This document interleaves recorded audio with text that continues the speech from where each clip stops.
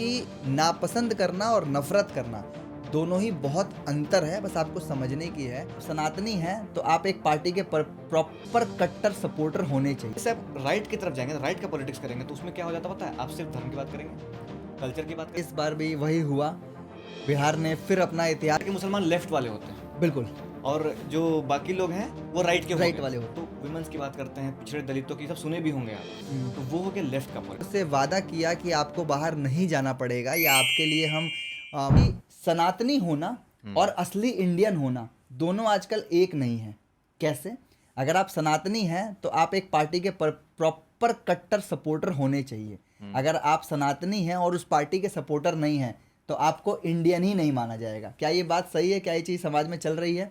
I believe कि सारा समझ गए होंगे आप मैं कहाँ कहना चाह रहा हूँ। देखिए पॉलिटिक्स जो होता है ना उसमें दो, एक अगर पॉलिटिक्स को अगर ध्यान से देखिएगा तो उसका एक स्पेक्ट्रम होता है। पॉलिटिक्स का स्पेक्ट्रम में आपको लेफ्ट का पॉलिटिक्स और राइट का पॉलिटिक्स होता है, ठीक। और एक सेंटर का पॉलिटिक्स होता है। जो सेंटर का पॉलिटिक्स होता है वो धर्म, ट्रेडिशन और जो सोशल का चीज़ है, सोशल गरीबी भुखमरी पे बात करना, इसको मिला के चलता है। वो सेंटर का बात हो गया, सबकी बात करेगा। ठीक। जैसे जैसे आप राइट की तरफ जाएंगे, राइट का पॉलिटिक्स करेंगे तो उसमें क्या हो जाता है पता है? आप सिर्फ धर्म की बात करेंगे, कल्चर की बात करेंगे और ट्रेडिशन की बात करेंगे कि हमारा कल्चर ट्रेडिशन। और जैसे जैसे आप लेफ्ट की तरफ जाएंगे तो आप ये सब बात ना करके आप कैसे करेंगे कि पिछड़ों का बात करेंगे, आप वुमेन्स राइट का बात करेंगे, आप इक्वालिटी का बात करेंगे। तो ये हो गया दो पॉलिटिकल स्पेक्ट्रम। तो जो पार्टीज राइट ये के चीज आपने बड़ी अच्छी बताई, इसको थोड़ा और सरल भाषा में, क्योंकि बहुत ही बेहतरीन जवाब लगा मुझे। जो लोग सेंटर की बात नहीं करते हैं, मतलब हमारे देश में सिर्फ लेफ्टी और राइटीज भरे पड़े हैं इस टाइम पे, और बिहार में तो खास करके बिल्कुल। सेंटर की बात कोई नहीं करता। बहुत ही अच्छा मैसेज था, इसको थोड़ा और सरल भाषा में अगर आप समझा पाए तो। देखिए जो शिक्षा, स्कूल, इन माध्यम से अगर आप इन हाँ, शब्दों का इस्तेमाल करें तो जो जो पॉलिटिक्स होता है किसी पार्टी का, तो पॉलिटिक्स अगर आपको करना है तो आपको ये दोनों जो स्पेक्ट्रम है, सेंटर से आपको कोई राइट में जाना पड़ेगा या तो फिर आपको लेफ्ट में जाना पड़ेगा। अगर आप राइट में जा रहे हैं तो आपको धर्म, ट्रेडिशन मतलब कल्चर है ना, इन सब पे बात करना ही पड़ेगा। वही राइट का पॉलिटिक्स होता है। और लेफ्ट का पॉलिटिक्स मतलब क्या? शिक्षा पे बात करना और पढ़ाई पे पिछड़े को बात करना, महिलाओं की शिक्षा की बात करना, ये सब होता है। अब उदाहरण दे रहे हैं, बहुत लोग लगता है कि मुसलमान लेफ्ट वाले होते हैं बिल्कुल और जो बाकी लोग हैं वो राइट के हो राइट गए। वाले होते हैं। ये गलत है। हम पॉलिटिक्स मतलब क्या होता है कि राइट का पॉलिटिक्स मतलब क्या? जो भी हो, वो किसी भी धर्म का आता हो, किसी भी जात का आता हो, अगर वो धर्म का राजनीति कर रहा है तो वो राइट का पॉलिटिक्स हो गया। तो उसी हिसाब से ओवैसी जो है वो राइट की पॉलिटिक्स करते हैं, क्योंकि वो भी धर्म की पॉलिटिक्स कर रहे हैं। तो ओवैसी और एआईएम पार्टी जो है वो राइट की पॉलिटिक्स है। क्यों? क्योंकि वो धर्म की बात करती है, मुस्लिम वोट की बात करती है, मुस्लिम हक की बात करती है। जैसे जैसे कोई पार्टी अगर किसी हिंदू धर्म की बात कर रही मान लीजिए, तो वो भी राइट की पॉलिटिक्स है। और यहाँ जो ओवैसी जो है वो मुस्लिम हक की बात करे तो वो भी राइट की पॉलिटिक्स है। लेकिन अब जैसे ही दूसरों पार्टी की तरफ जाएंगे, जो विमेंस की बात करते हैं, पिछड़े दलितों की, सब सुने भी होंगे आप, तो वो हो गया लेफ्ट का पॉलिटिक्स। तो बहुत लोगों को लगता है कि नहीं, बाकी लोग राइट हैं और ओवैसी लोग लेफ्ट हैं, मुसलमान लोग लेफ्ट है। नहीं, मुसलमान जो धर्म की बात कर रहा है वो किधर हो गया? राइट की पॉलिटिक्स। तो अभी जो है ना पूरा दुनिया में ये एक ट्रेंड चला हुआ है राइट का पॉलिटिक्स का। लोगों को पढ़ाई नहीं चाहिए, लोगों को शिक्षा नहीं चाहिए, लोगों को गर्व करना होता है अपने धर्म पे। विश्व गुरु बनना है हमें। इसे इस बहुत बात को टॉन्ट कर रहे हैं आप। नहीं, कोई दिक्कत नहीं, विश्व गुरु बनना है, हाँ बिल्कुल।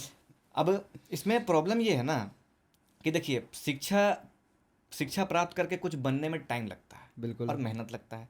लेकिन धर्म जात पे प्राउड करने में टाइम लगता है, उसमें तब पैदा होगा, उसमें तो कुछ मेहनत ही नहीं करना पड़ रहा है। तो बेहतरीन। आप कौन सा चीज चूज करेंगे बताइए? जो मेहनत, अभी आपको बोलेंगे कि जब 20 फ्लोर में 20वां फ्लोर में रखा हुआ एक तो केक हम तक दिलाने का काम किए, डेवलपमेंट का बात किए, ये लोग हमको चुनाव हरवा दिया भाई। तो कोई पार्टी विकास पे बात करेगा? नहीं ना करेगा। तो आप पार्टी से जो मांग रहे हैं, जिस काम के लिए वोट देंगे वही तो वो करेगा। तो पार्टी देख रहा है कि नहीं, हमको तो धर्म के नाम पे वोट दे रहा है, तो धर्म ही वाला काम करेगा।